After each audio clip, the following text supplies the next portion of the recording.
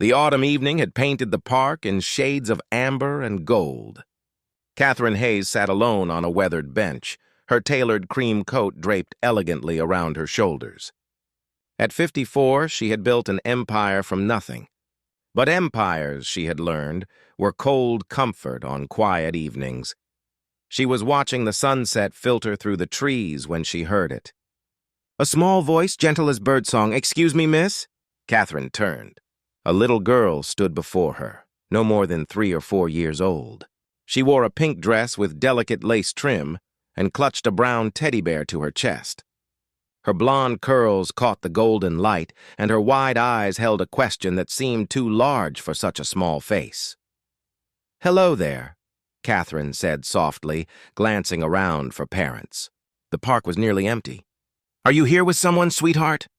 The child took a tentative step closer. "My daddy's working," she said simply. "He works all the time. Today is special, but he had an important meeting." Catherine's heart tightened. She knew about important meetings. She had missed countless moments for them over the years.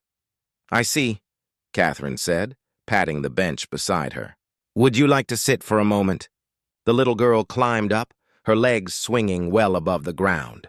She arranged her teddy bear carefully on her lap, then looked up at Catherine with those impossibly trusting eyes. "What's your name?" Catherine asked gently.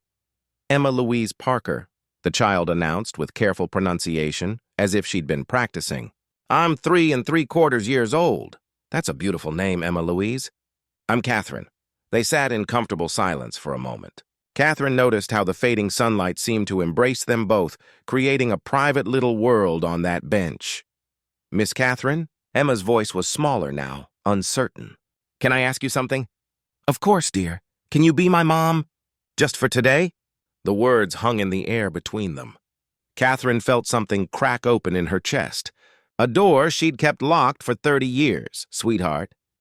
She began, but Emma was already talking, her words tumbling out in a rush. "It's Mother's Day tea at my preschool tomorrow. And Daddy said he'd take me, but that's not the same.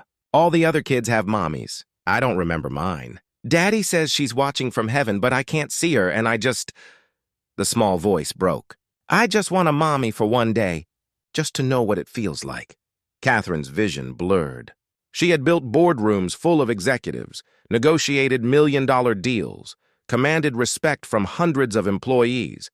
But this tiny girl had just shattered every wall she'd built. "Emma," she whispered, "where is your father right now?" "He's at the office building over there." Emma pointed across the park. "He said to play where he could see me from his window, but he's probably not looking. He never looks." Something in Catherine's carefully controlled world shifted. She thought of her own mother, gone 20 years now. She thought of the children she'd never had, the choice she'd made for her career. She thought of all the quiet evenings she'd told herself were enough. "You know what?" Catherine said, making a decision that felt both reckless and absolutely right. "I would be honored to be your mom just for today." Emma's face transformed. Joy radiated from her like sunshine breaking through clouds. She threw her small arms around Catherine's waist, and Catherine, who hadn't hugged anyone in months, felt tears streaming down her face. "Really? You mean it?" "I mean it, sweetheart." They spent the next hour together. Catherine pushed Emma on the swings, something she'd never done before. She helped her collect the prettiest fallen leaves. They sat on the grass, and Emma told her about her favorite color, purple, her teddy bear's name, Mr. Buttons, and how much she missed having someone to tuck her in at night.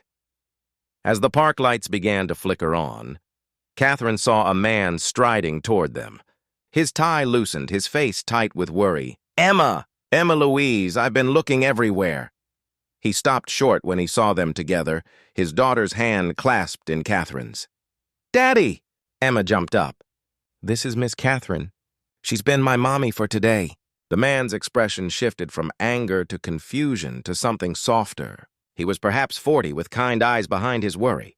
"I'm so sorry," he began, but Catherine held up her hand. "Please," she said quietly. "Don't apologize. She's wonderful." As Emma tugged on her father's hand, chattering about their evening, Catherine noticed something. Around Emma's neck, barely visible beneath her collar, was a delicate gold chain. Without thinking, Catherine reached out and gently pulled it free. Her breath caught. The pendant was unmistakable. A small golden heart engraved with two tiny birds in flight. Catherine's hands trembled as she reached into her own collar and pulled out an identical necklace. The man's face had gone pale. "Where did she get that?" Catherine whispered. "It was her mother's," he said slowly. "Sarah, she died when Emma was 6 months old. Car accident. That necklace was the only thing she was wearing that they could save." Catherine couldn't breathe. "Sarah Mitchell? Before she married?" His eyes widened. "Yes, how did you—" "She was my little sister." Catherine's voice broke completely. "I was 24 when she was born. Our mother died when Sarah was just 10. I raised her. I practically raised her myself. But when she turned 18, we fought.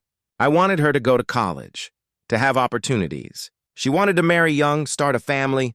I was so angry. I told her she was throwing her life away. She told me I'd never understand love because I'd never let anyone close enough. We stopped speaking. And then, 3 years later, I heard she'd died. But I never knew about—" She looked down at Emma, who was watching with wide, confused eyes. "You never knew about Emma," the man finished softly. "Sarah tried to reach out. She wrote you letters. But she said you'd moved, changed your number. By the time Emma was born, she didn't know how to find you." Catherine knelt down, taking Emma's small hands in hers. The little girl looked so much like Sarah. How had she not seen it immediately? The shape of her eyes, the way she tilted her head when she asked a question. "Emma Louise," Catherine said, her voice thick with tears and wonder and 30 years of regret. "My beautiful, beautiful girl.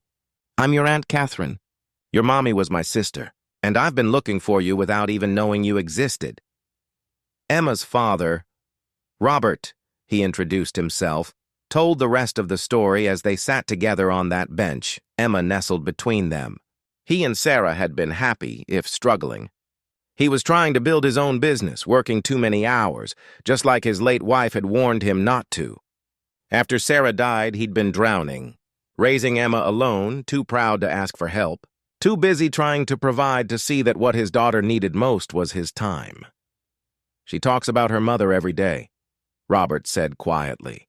"I've told her every story I can remember. But there's so much I didn't know about Sarah's childhood, her family.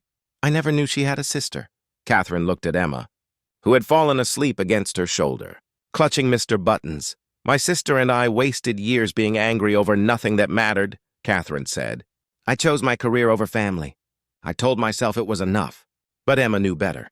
She knew exactly what she needed, and somehow in all this vast city she found me." "What she asked you," Robert said hesitantly, "about being her mother for a day." "Was the greatest gift anyone has ever given me," Catherine finished. "Robert, I've spent 30 years building a company, but I've never built a family. I'd like to try, if you'll let me." In the weeks that followed, Catherine did something she'd never done before. She left work early. She took Fridays off. She went to Emma's Mother's Day tea, where the little girl introduced her proudly as my Aunt Catherine, who's also like my mommy. She sold her penthouse apartment and bought a house with a garden, close to Robert and Emma. She taught Emma to bake cookies using their mother's recipes. She told her stories about Sarah as a little girl, about the sister she'd loved and lost and found again in the eyes of a child in a park. Robert, inspired by Catherine's transformation, restructured his business. He worked from home more. He was there for bedtime stories. He learned, as Catherine had, that success means nothing if you have no one to share it with.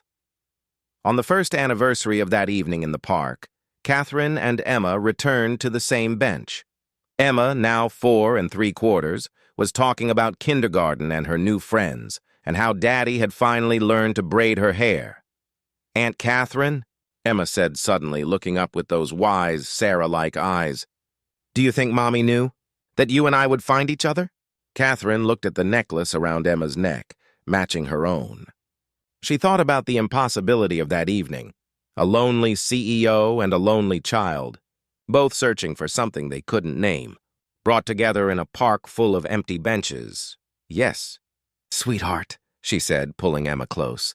"I think your mommy knew. I think she's been guiding you to me all along." Emma smiled, that radiant smile that had changed Catherine's entire world. "I knew it," she said contentedly, "because you're exactly the kind of mommy I wished for."